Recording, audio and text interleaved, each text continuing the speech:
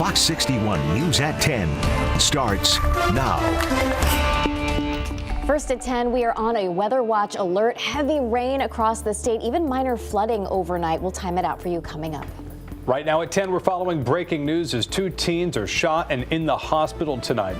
We'll tell you the new details we've learned in the last hour. Also, a Connecticut teen is expected to recover after he and 4 firefighters were injured in a house fire last weekend. We have an update tonight. And we'll show you how state lawmakers honored a representative killed in a crash earlier this month as they return to the state capitol.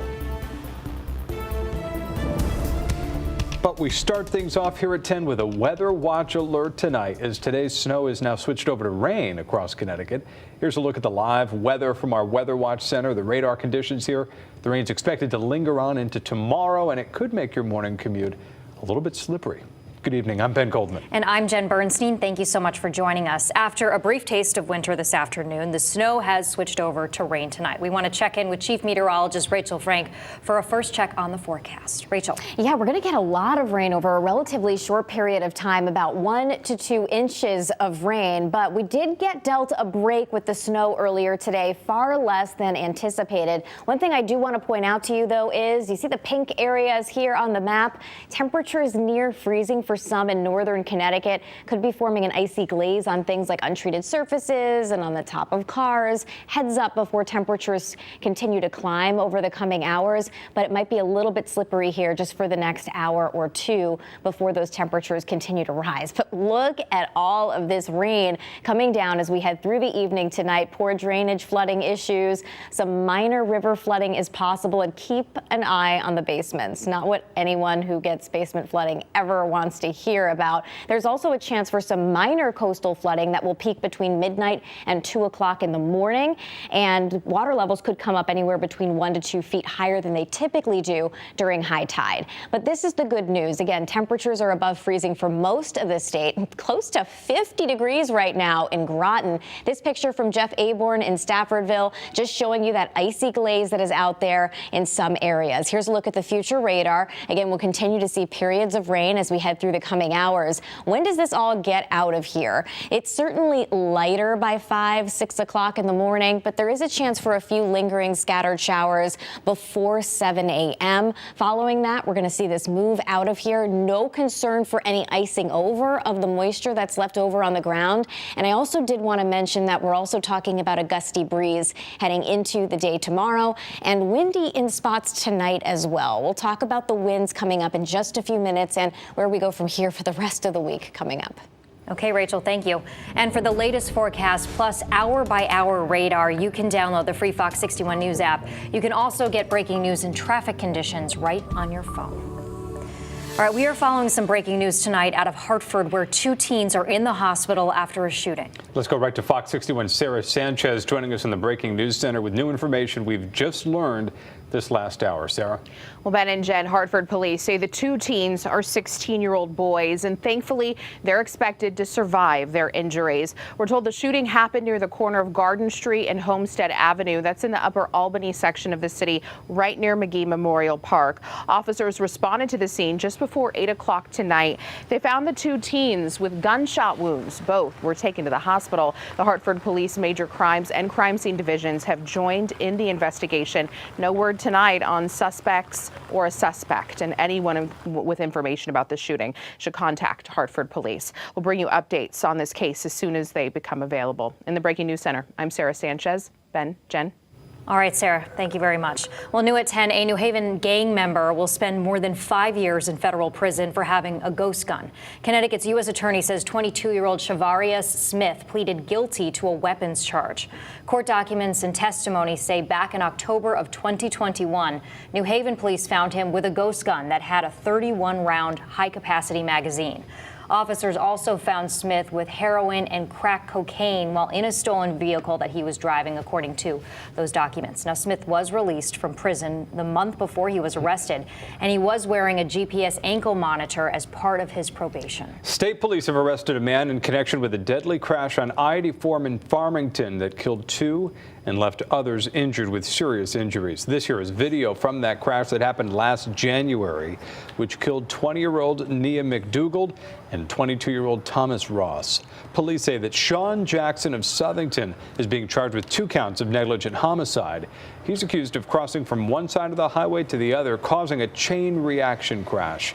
Jackson is expected back in court next week.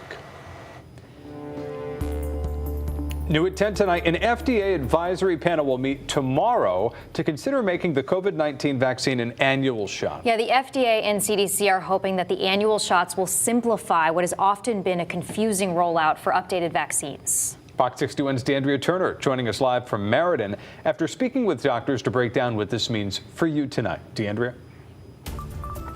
Well, you guys, simply put, they want to make this vaccine as easy as it is to get the flu shot.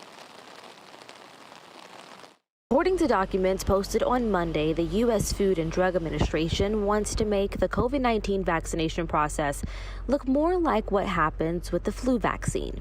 A panel of advisors is meeting Thursday to discuss how to simplify and streamline the vaccination process, including the makeup of the vaccines and the recommended scheduling of COVID-19 shots. Medical experts say that this could be a good thing in the ongoing fight against the pandemic. I think it makes quite logical sense from a logistics standpoint, from the supply chain and distribution component from that. The idea of moving to yearly vaccination is probably an ideal situation. However, both say that there are still a lot more questions that need to be answered. I think it's a smart move. I just would like to see the data a little bit more on that. The panel says it anticipates to look over the makeup of the vaccine yearly in June to see which strain to select, the regular vaccine or booster. So just knowing how when we administer it, what's that timing of the recommended administration to how long it will maintain its effectiveness over the course of the year. And the evidence-based data is still pending. It looks promising. It does seem like going to that yearly shot, just like with the influenza shot, should be something that will work and that will prevent the recurrence of another period of pandemic. But we need to really look closely and examine the data and vex the data. Absolutely. And something else Urban says is that he has questions about what the qualifications of this vaccine would be. For example, will there be an age limit on who can get this vaccine if it was to be rolled out? In Meriden, DeAndrea Turner, Fox 61 News. All right, DeAndrea, thank you very much. Well, 2 men were hit by a car while riding an electric bike in Bristol this morning. It happened on Farmington Avenue around 6 o'clock. Both men were taken to the hospital and are expected to be okay. The crash is still under investigation. Several people had to be pulled from an East Hartford apartment building after a car crashed into it this morning. It happened at the Stone Creek Apartments on Silver Lane. The crash caused a gas leak, so 3 units were evacuated. Luckily, nobody was hurt.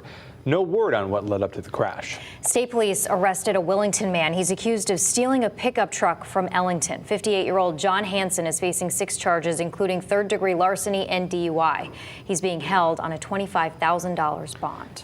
To Naugatuck now, where police are asking for your help finding a woman who tried cashing a forged check after breaking into a car. Police say this woman broke into the car and then stole a purse on Bridle Trail earlier this month. She then tried cashing a $2,300 forged check. If you know her or have any information, please call Naugatuck Police. Turning to the state capitol tonight as lawmakers take up big issues like raises for state police officers. Many are still grieving the loss of one of their own. Black bunting covers the seat of State Representative Quinton Q. Williams, who died in a wrong-way crash 3 weeks ago, just a few hours after the new legislative session gavelled in. Many lawmakers honored Williams' memory today, wearing colorful accessories like pocket squares and flowers on their lapels. We're all trying to just make a gesture, thinking about him. I've been handing out pocket squares left, right, and sideways, and we have to do a special order. It's our job to pick up his mantle and to continue his legacy, but also to keep his joyful approach to governing. Lawmakers did approve a new state police contract. The goal is to recruit more officers with a $3,500 boost in trainee pay and a 2.5% pay raise each year. We have an update tonight in Meriden, where 4 firefighters and 1 teenage boy were injured in a fire that happened Saturday night. We're learning the teenage boy is expected to make a full recovery tonight. This is the 17th year that Mekhi McLean was the victim, stuck on the 3rd floor of the home.